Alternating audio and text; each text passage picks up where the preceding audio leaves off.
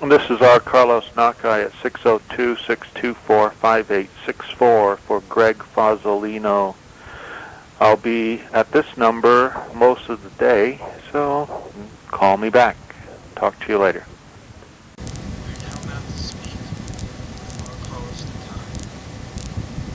Lighting the stage, human body. Oh, here's Ursula. Hello? Greg there. Yes, this is he. This is R. Carlos Nakai. Hi, Carlos. How are you? Oh, pretty good. So, thanks for calling. I just wanted to let you know ahead of time I appreciate you taking the time out to do the interview. Mm-hmm. I guess the first thing I wanted to ask you was if you were inspired by, with your work, if you were inspired by places more as opposed to things. It seemed like, especially on the new album, it seems like you get a lot of inspiration from different places that you go to. Is that, would you agree with that? Well, a lot of what what I've been taught culturally comes from an awareness of the environment or an awareness of my world, as we put it. Right. And that's everything that I can experience in my local environment. So a lot of how I see, a lot of how I feel about things, is based on my impressions of being in certain spaces at, certain points in time. Right. Do you come up with, like when you write your material, do you come up with the title of the songs first and then work off that, or do you title the song based on the feeling that the music gives you? Well, depending on the music that I'm doing, if I'm doing solo work, then I usually, as I'm walking around, as I'm being in a certain space, I carry a cassette recorder with me all the time. And I'll just start singing something. And then I'll start organizing it, and as I develop it more and more, I finally get it to paper and then put it into a form, that people can understand. I see. On the new album, on Canyon Trilogy, the liner notes said that you had been inspired by the Anasazi sites. I was just wondering if you could, talk a little bit about how that inspired you. Like, was that like Chaco Canyon or Mesa Verde or any of those places? Or well, the photo session took place at Mesa Verde, and also at a place right nearby Flagstaff. Aztec Ruin, maybe? No, I'm all of a sudden lost it. I find those sites very interesting. But anyway, old Anasazi and what were those people anyway? Anyway, the old village dwellers a long time ago. Right. And just being in those spaces, thinking back on my own personal tribal stories and the history of our culture and, where we came from, our emergent stories. A lot of those figure into, how I organize the music. Also, just looking at the space and just feeling what it might have been like, to be there at that particular point in time, especially for the, the places around Sunset Crater and on the northeast side of the volcano there at Flagstaff. Right. What must it have been like, when suddenly the giant cinder cone, let go, and then these little fumaroles all around it started coming up. And here are these people sitting out there, and they're watching this, and they're awestruck. It's like amazing, I could never imagine this in my life, being to the Kilauea eruptions in Hawaii. That's very small compared to the immensity of what happened here in this place. Right. And just seeing the fire and seeing it light up the night sky. This is an immense eruption. And so I think about that as I'm doing this, this music, and I just feel it. But rather than relating the music externally. Like saying I would write a symphonic piece with timpani banging away and the bass fiddle just grinding away at these low notes, and and trying to emulate an externalized event. I'm more going into myself and saying, boy, if I had experienced this, what would I feel? How does one express in music being awestruck, being intensely frightened at the moment? All of these emotions are occurring at the same time. Right. That's where a lot of that comes from. And the echoing, when I happened on that was like a plus.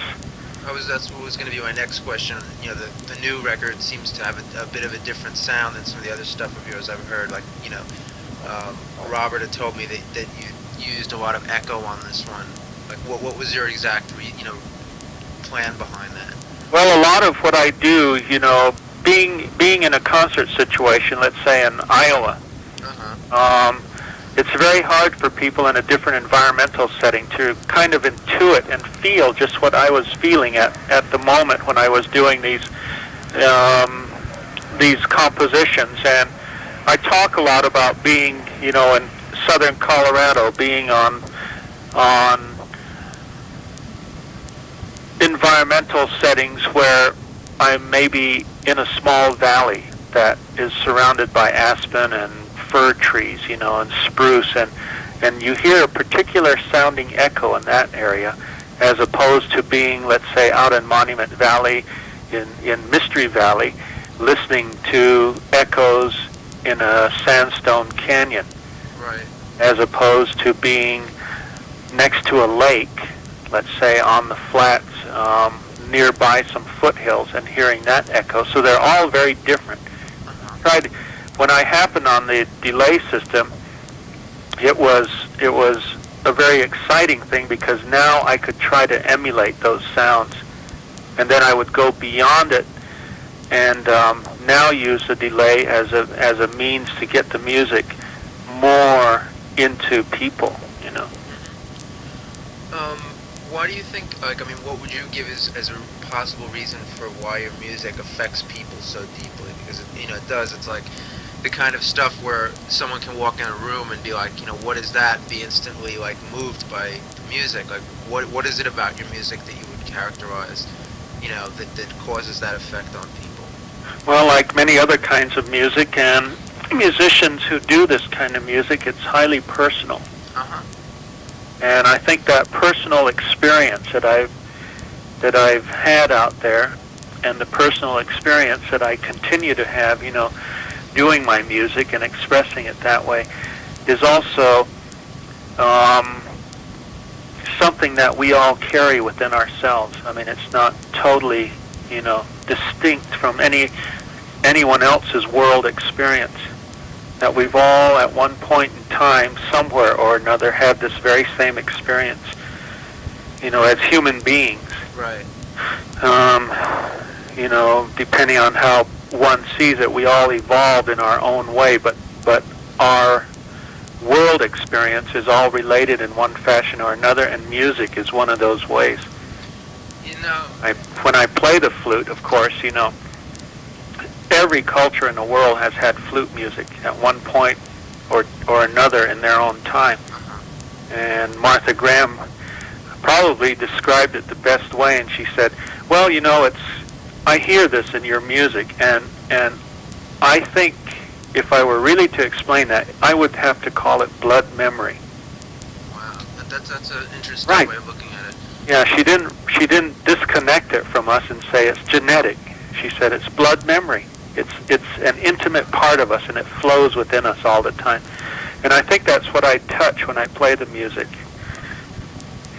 How important to you is the spiritual aspect of your music? Well, I think the spirituality comes on its own, because I'm not trying to push a kind of spiritual moray or habit pattern. I want people to experience that for themselves. Right. So do you approve of? I've heard of people using it for soothing and healing purposes. Do you approve of that, or?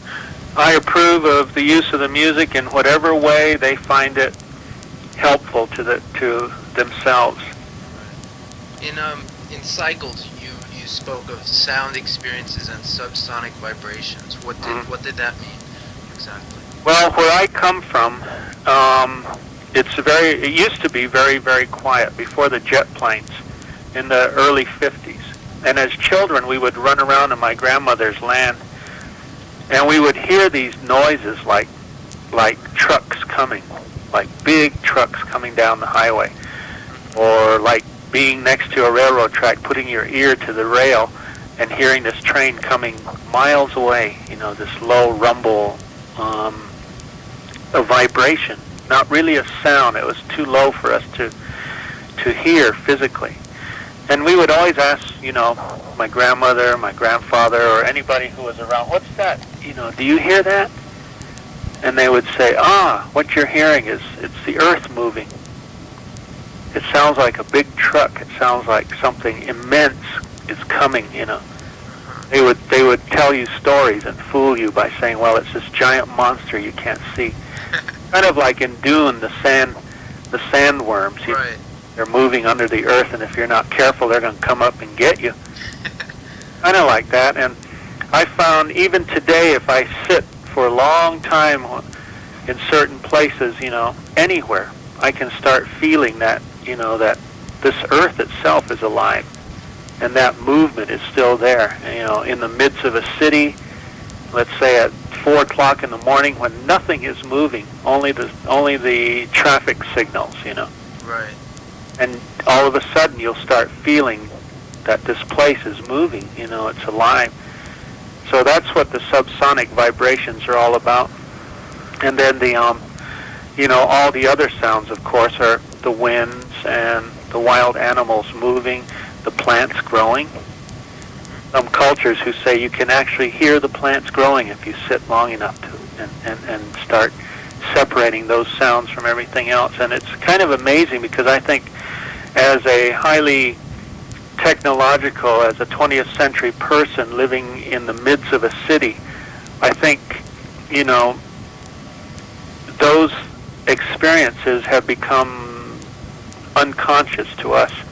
We know that they're happening, but we don't, consciously become aware of them unless we sit down and start divining, just exactly what are all these other sounds that we're hearing. I see.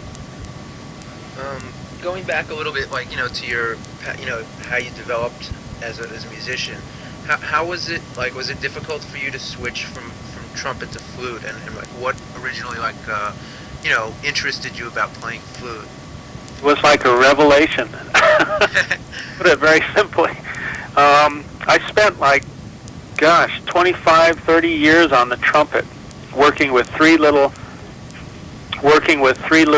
valves. Right. And I'm supposed to play these 26 different notes.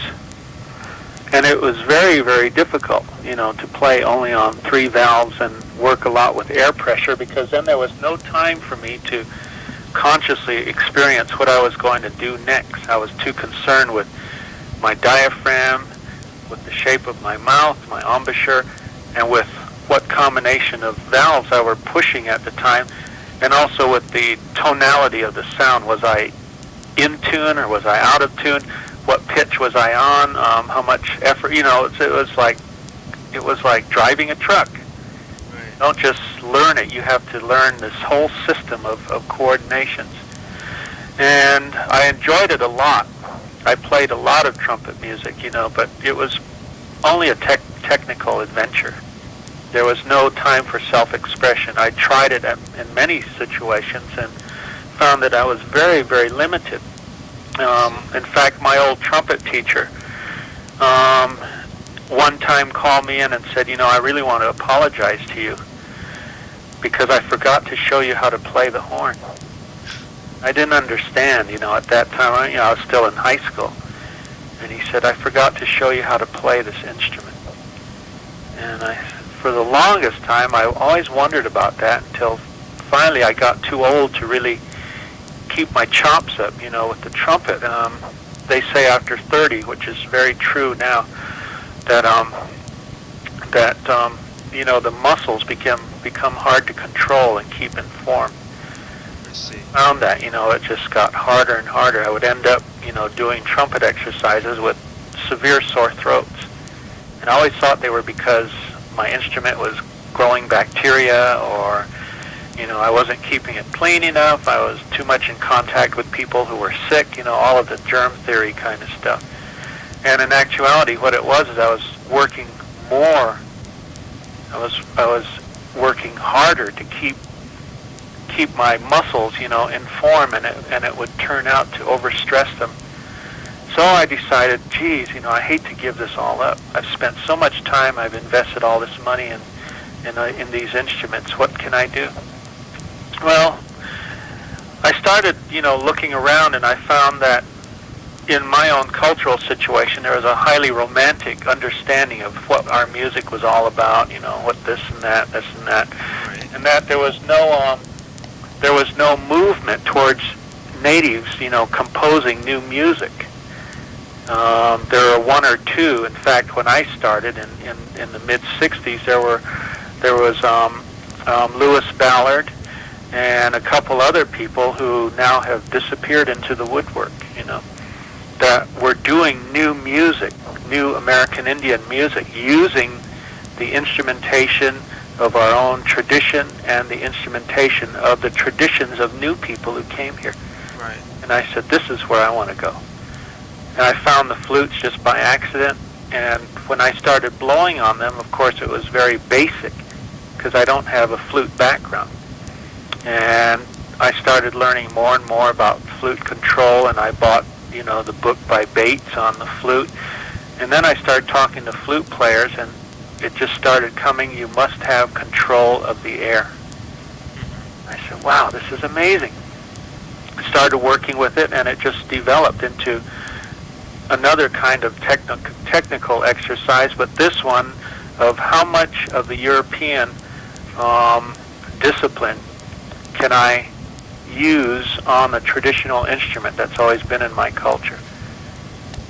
Started working with that. I've done at least 100 new compositions for Native American flute that incorporate, my training, my background as a disciplined musician, but also trying to retain and maybe develop on another level the traditional music that I'm familiar with. But I'm not going to reiterate the same old line, I want to do new stuff. Right, of course. I was really curious about where you get the flutes and who makes them. Well, a lot of the people that I work with today, when I started, I was making my own flutes. I made them out of oak wood because I thought, well, there's a lot of moisture, the wood swells a lot, so maybe I should use oak. And because I live in the Southwest, it's a wood that's readily available. It's strong. It'll be able to hold up under all this pressure. Well, it turned out it was the wrong wood. I see. 7 flutes later, I had these heavy pieces of wood that just didn't seem to work right. And I did all this research on old instruments and everything, and looked at museum collections and tried to emulate, what they had done before, but it always never seemed to work right. And then I, got very frustrated, and then found a flute maker, an adopted Comanche man, who's a teacher in California. And he had these flutes that he carries in a bag. He does it even today and goes around at the Santa Fe Indian Market, and he trades for things that he likes. So we traded for one, and he collected one of our items, and we let it hang on the wall for a number of years. And finally I took it down, and I said, let me see how this works. It looks real different, and I don't know if it works right. And it was fine. So I took that one and I ordered more. I went to California and hand-picked the instruments that I wanted out of his whole. Based on any specific, tribal flute from the past. Yeah, the instruments that he find instruments. Comanche and Winnebago, you said? Comanche and Winnebago, yeah. Two. So what he's done was brought it to a mid-range. We've done a little more technical work on it and brought it up a level. So we know that when you play this instrument, it works, kind of thing. And then, since that time have been just refining the quality of the sound, one level at a time. But we still retain the traditional aspect of the instruments. In other words, we won't use plastic, we won't use, all these exotic woods and all of that, because the only wood that works real well with us is the cedar wood. Right. It's kind of like making an old Stradivarius. You've got to go back and use the original materials that they used to make that one kind of instrument. It worked well. But you can't build a Stradivarius out of wood from the hardware store. Yeah. Do you find it difficult? I mean, being that I've read somewhat about flutes that they're a bit difficult because they're all different, and with the tuning being having non-conformity. Like, do you find it difficult to replicate what you've done on different flutes or? No, because every day of my life is different. I see. I never do the same thing, and that's the reason for those instruments too.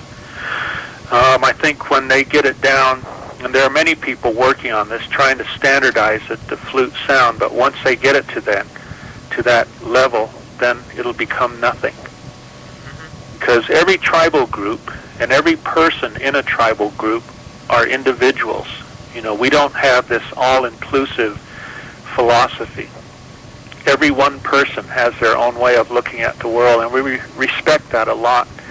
So in the flute music, the same thing. The person who makes the instrument is not a technician in music. That individual is a sculptor and makes a work of art that also creates sound. You have to work with that individuality, and for me, I don't find it a hindrance. I find it more of a let's say, different expression, because each one of them work differently. So I don't find that I have to lock myself into something, that I can do whatever I please with whatever is around, and it's unqualified. In other words, I don't have to justify it. I just do it, and it sounds good. I see. Do you ever have a problem avoiding repetition? No, not really, because a lot of our music uses that, and a lot of chant form, in fact, all over the world uses repetition. You do mantras, if you're chanting a mantra and you're doing meditation, it's the repetition that gets you into certain kinds of other awarenesses. It has hypnotic quality. Yeah, well, what it does is it frees your mind to wander while you maintain this travel. Let's say you're driving between Albuquerque and Amarillo, Texas, straight down the freeway. That's what it's like. So it gives you a chance to look around. And all you have to do is steer straight. You'll be going there, but you have now time to explore the world around you. See, I see it that way, and I think the music that we've done over time is that way, and so the repetition doesn't bother me. But then, in even the early Baroque period and into the Romantic and classical period, they've also done repetition based on folk music. I've read that the flute wasn't part of your own tribal culture. Did you find it? How did you find it going to like other traditions to seek out traditional music as opposed to like your own tribe? I mean, was that what I guess what I was asking? Was it strange for you to do that, or did you find it something natural to do, or? No, it was something that we've always done over time, because all the tribes here on this continent, we've always invested a lot of time in trying to discover whom we are. A lot of cross-cultural, cross-tribal, intertribal events, all kinds of things to compare notes with each other. So when I picked the instruments up, of course, I found that they were primarily plains and prairie and woodlands instruments. Right. And I started researching more and more about my own, tribal past, and found that the southern Athabascan people, the Navajo and Apache, we don't belong in the Southwest. We're not traditional Southwestern people. We come from Canada. Right. And in central and northern Alberta, and then west into British Columbia. And those are our traditional homelands. And when I traveled in those areas, I found that those people have a flute instrument. and they have a philosophy that deals with it, so it's like I've just come back to an ancient tradition that we've lost when we arrived here in the Southwest. I see. And so, of course, there are romanticists who say, no, that's not true at all, but historically and even anthropologically, all of this information is stuff that has already been proven.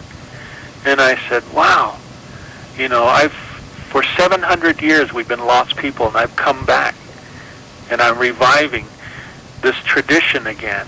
I'm bringing it back to us, Plus, you're One day we'll load our RVs up and move back to Canada. Well, plus, what I find very interesting is that you've taken a traditional form, but you're really doing innovative work with it. Like you said before, it's what you're doing is new music. Like, do you ever find it? Like, how do you maintain a balance between tradition and innovation? Well, I'm heavily involved in tradition on one hand, in my everyday lifestyle and everything. On the other hand, as a musician, of course, as a performing artist, as a visual artist, I find that I'm also, along with everyone else here in this place, we're creating new traditions every day. That tradition isn't something that's 300 years old. That Right. It's something we do right now. And I think every musician, every artist, any kind of creative person who's doing something right now and at this very moment in time is creating tradition. That's how I see it. So it's a real responsibility to make sure that I know just exactly what I intend to do with this information, over time, because it may be that somebody somewhere will pick it up and say, this is it. In reality, I'll, already have there, this is not it. Only a part of all of it out there. So you can use this to help you gain that, but don't use only this. See? Let's see. Do you find, I've noticed in some of your work, you do, aside from just your solo flute work, you do some other things like, integrating synthesizer and flute, or, I know I haven't heard it, but I read that you did something with chamber music and flute, and then on Earth Spirit you used like an eagle bone whistles, which I found really interesting. Like, how do you, look at your music in terms of integrating other things in with the flute? Well, I live in a world that's constantly changing, and I live in a world where there are different kinds of experiences that can be gained, from different kinds of cross-cultural communication. And I see that all the time. And I'm not one to lock myself away into a unrealistic habit pattern of saying that this is traditional, this is not, this is real, this is unreal. This is something that's been proven, and this is merely an invention, a hypothesis. Those are too structured. And I think the way society is going in this country right now is there's a slot for everything. Mm-hmm. Then there's a sub-slot to sort of qualify or qualify that, that particular slot. And then beyond that, there's even another series of slots. So what we do is we start breaking it down into all these minutiae of reasons, and in reality, it doesn't matter at all. You just do it. And if somebody wants to invest time in trying to divine, the methodology and reason for all of that, well, go ahead and do it. I don't care. But don't put me into a slot. Well, I work with many people because I find in their own personal philosophies that there's something similar too that we're all going for, and that one is just, I want to stand and sing. That's all. Mm-hmm. What was going to be one of my next questions? I've listened to some of your work with William Eaton, which I find it seems like his playing is very sympathetic to you. I was like, how did you meet up with him, and how did you feel about working with him? Well, it's purely by accident. I met him about 7 years ago when I became involved with an artist organization here in the state of Arizona, and he was one of the the artists that were on their roster. And since that time, we've maintained some communication. Of course, he did a performance, and I went there and I said, "How do you do this?" He says, "Well, I just sort of I feel the audience, and then I start playing to that feeling." I said, "You mean you improvise?" He says, "Yeah." I said, so your system of organization, your improvisations, do you utilize chord systems or what kind of progressions?" And it turned out he was doing just what I'm doing. That there's a lot of technical information that you have to know before you can improvise away and really get down on the music and then come back. Right. So you build, one portion of real basic music theory learning is you learn to see structure and form in music. And I said, "Wow, this is interesting. Where did you learn this?" "Well, I've had this music there, and then, this, that." And I said, "Okay. Now, I'm really interested in whether or not you can work with other people. Do you work with singers, guitarists, harpists, this and that?" He says, "Yeah, I do that all the time.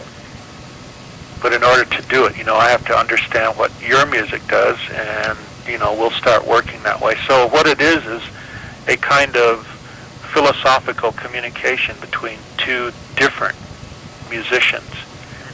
We're sitting comparing notes and doing, and speaking in two different languages, and then we see how they harmonize, how they work together. And I found that with Mr. Eaton.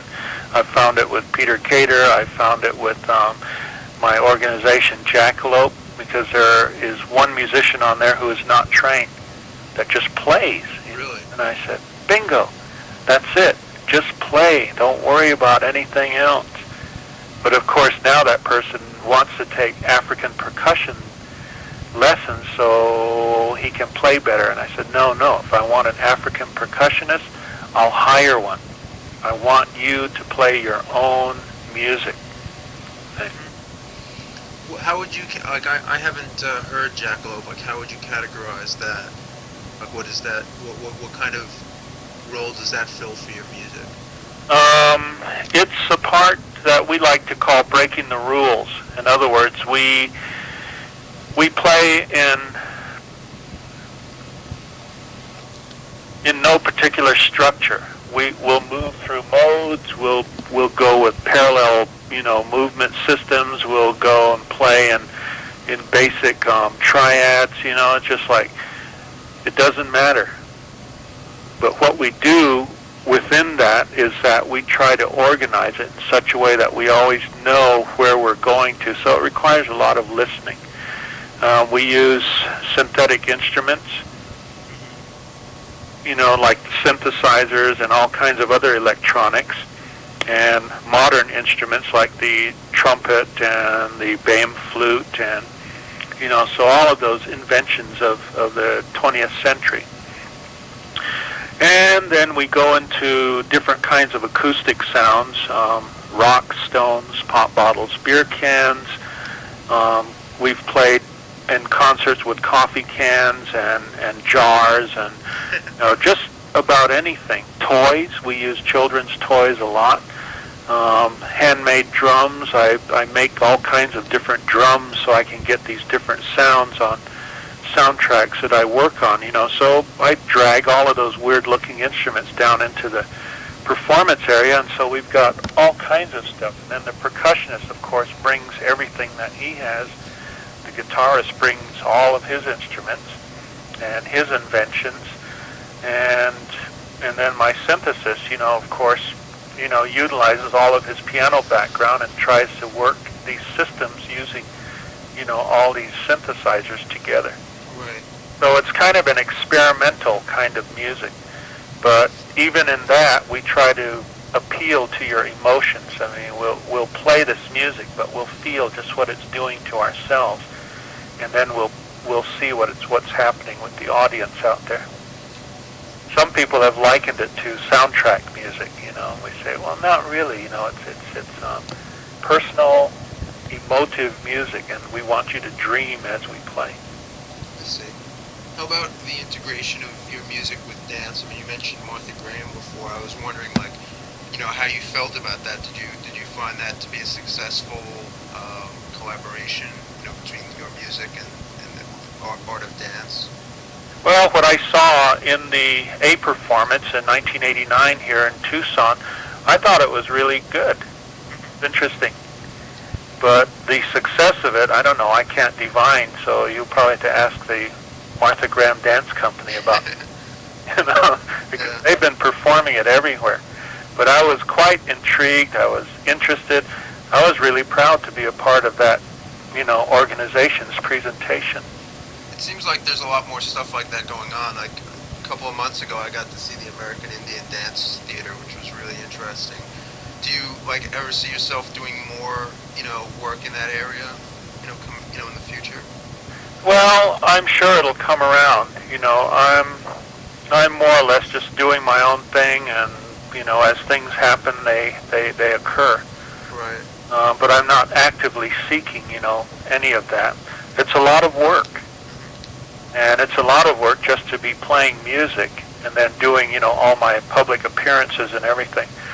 So, as they turn up, over time, then that's how they, I tend to let everything go.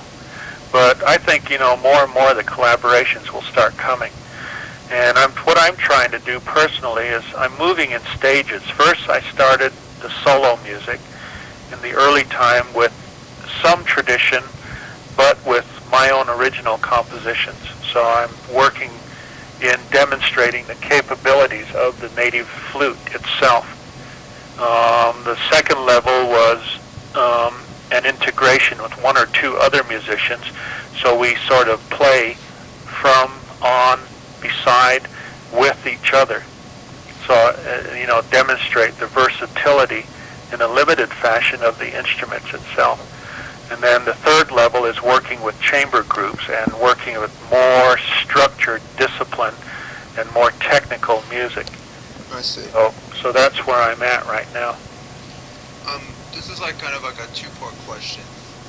One thing I was wondering was what your tribe thought of your music and your work, and secondly, being that you're kind of like a leader in your field in terms of the Native American community. How do you see yourself as developing the future for the people? Well, the future is always there. All they have to do is get out and start doing something. All I can represent is myself. I can't represent any other people beside me. And even in my tribal, culture and their tradition, we always have many young people who say, I'm going to help my people. But the first question by those people is, who asked you?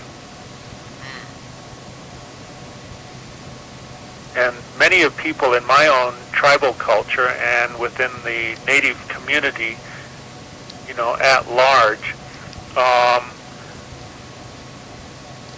I think find much of my music very threatening because, one, it doesn't fall back on the romantic reality that they've gotten involved in for the past 300 years. The other is that they frown a lot on it because I'm not towing the line. In other words, I'm not staying down like most of them would like for me to be.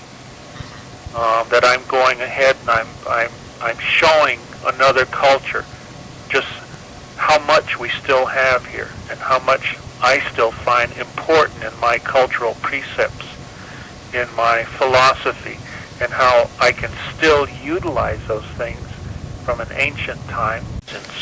Keep yourself down. The only one is to feel good about yourself, to really feel that you're contributing to humanity as a whole. You must go out and be as expressive as possible with the skills that you have. And that's what I do. I have found that the response and performances in traditional communities on reservations, which are actually internment camps, has been very low. They don't want to hear me talking about this. They don't want to hear me showing their children. how to do this and how to become, themselves in a world out there, that's much greater than locking yourself into a romantic, lifestyle. They keep themselves down on the farm, as they say. And I don't think that's the way to be, because we were put here to experience life in its totality, or as much of that totality as we can get. And if you're not doing that, you're essentially wasting your life here. Do you think that rather than do it what you're doing, they just kind of like feel despairing, so they kind of just like shut themselves out from, experience? Yeah, well, they've learned over time to keep themselves down. They've learned over time that they're less than. There's been a heavy move in proselytization and all of that, but you can't blame an outside force, for keeping you down on the farm, because you're the one who has to take it or leave it. There's a lot of animosity about something they call white people, and I've never seen one. So until I see a white person, then I'll start believing them. And then now there are black people, and I've never seen a black human being either. So when they can show me those two, then I'll start believing all of these stories that they've been telling, that I'm an oppressed cultural minority and I should be this way, because if I'm not, it embarrasses everyone and it makes them look bad. It's like, hey, come on, I don't buy that. I'm here to show people that I'm a human being, I'm expressive, I enjoy being here, and I've got a nice new toy that we can all play with. And let's see just what this toy can do, and let's try not to break it. Well, I think it's really admirable and interesting, because you're taking your own cultural background and keeping that, but yet you're moving forward, and you're not just staying, static in one place. You're moving forward with it, into the future. Well, that's what the Jesuits taught me, and the Franciscans, and they said, don't stand in one place. What's that thing about a rolling rock gathers no moss, don't plant your feet, because then you'll start growing grass, it's like, don't be there. Keep moving, because you've got a lot to do before you leave from here. And I'm more interested in bringing people together rather than building walls, and saying, well, you think this way, so you belong over there. Oh, you look this way, so you belong over on that side, and I don't know where you belong, so let's put you here. And, so there are all these categories, and in actuality, we're never the same every day. You get up in the morning, you could feel wonderful or, extremely terrible. It's like the life experience is unique. And I want to start getting us to compare notes that way, Well, I don't want to keep you too much longer, so I only had two other short little questions. One, I guess this is probably something that everybody asks you, so I saved it to the end. But just when I write the article, I guess people are curious about it. What's the story behind the R. Carlos as opposed to just Carlos or your first name? Well, when I started this whole adventure, my father became a politician. He started doing announcing on radio in 1953 or 54. And after a while, he decided he needed to do a job to try to bring these people into the 20th century. So he talked a lot with a grandfather of mine named Paul Jones. And he said, this is how our tribe is going, and before I die, I need to tell you this stuff. And what you need to do now is to start this process, and this is how you want to motivate, things. And so when he got involved in politics, of course, they always identified me as his son, Junior. Had a middle name, and he didn't have a middle name, so I couldn't be Junior or the second or the third, any of that. And it just got to be a real frustration, because in order to see me, they would see him first, and then they would see me later. So it was sort of an offshoot. And I said, well, I'm not into that, you know. And then I started thinking there must be a way to change this without changing my name, because I didn't want to go to, you know, the court and say I'm changing, I want to have this, you know. Right. You know, all of that. I just say, well, let me just drop the first part of my name and use the initial and use my middle name, which most people don't like to use anyway because they're so ugly. And I've always, you know, hated that Spanish name. And so I said, this will help me become more intimate with my middle name. So I said, let's drop the Ray and let's use R, period, and Carlos, my middle name, which I despise, and then my last name. And then someone said, you know what's happening here is you're centering yourself. And I said, what? Oh, yeah, I guess it could be, yeah. I'm defining myself, you know, in relationship to everyone else around me. So it's sort of grown into that, you know, centering philosophy. But then people now want to drop the R, and I say, you can't do that, because that's also my name. Right. So that's all that's happened, is I don't use my first name, but I use my middle name, and my last name remains the same. So rather than taking on a, you know, a stage name and an acting name and all of that, I just changed it.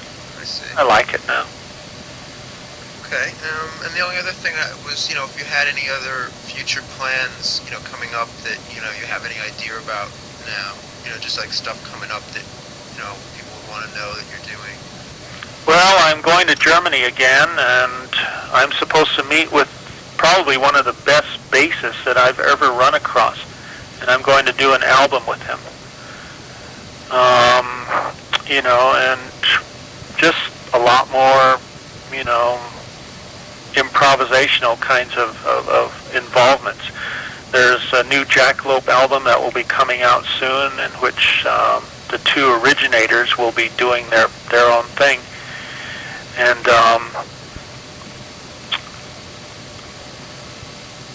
probably one or two more solo albums, you know.